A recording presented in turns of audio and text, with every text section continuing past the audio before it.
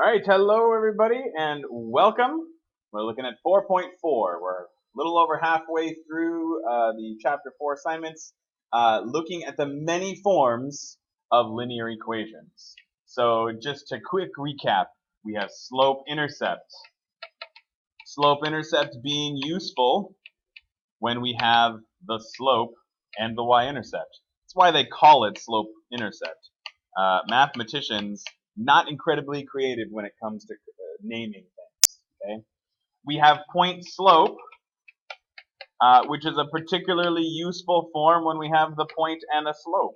Right? Again, not super creative in our naming processes. And that one was y minus y1 equals m times x minus x1. That's what you learned in the last lesson.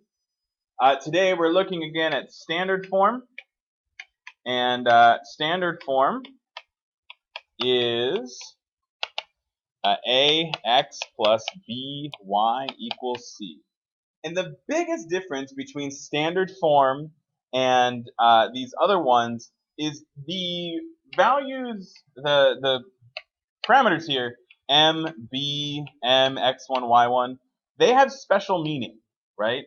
Those variables have special meaning.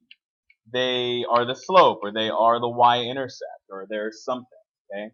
But A, B, and C, no special meaning.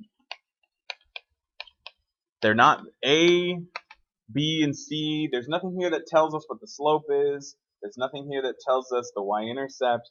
A, B, and C are simply numbers. They're just numbers. And we know it's in this form when we have that A, B, C. Just something x plus something y equals c. Okay?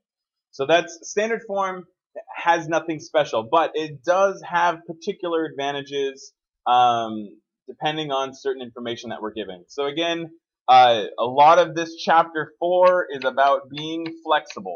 It's about understanding the many ways we can represent a linear function, when we would use each one, what advantages one has one over the other. So we're learning all about them, and then we're going to spend some time definitely going through and saying, this is when I would use this one, and we're going to see lots of different situations, okay? And how to go back and forth between them. So, success criteria today, you're going to be able to rewrite equivalent linear equations. So we're going to do some of that. Given 2 points, we can write a line in standard form. We're going to be able to write an equation for vertical or horizontal lines. We've kind of done that a little bit right there today already, but we'll review that. We're also going to be able to solve for a coefficient in a standard form equation given the equation and a point. So we're going to solve for like the a value if I know a point in the rest of the equation. Okay. So back to your canvas, quick restate.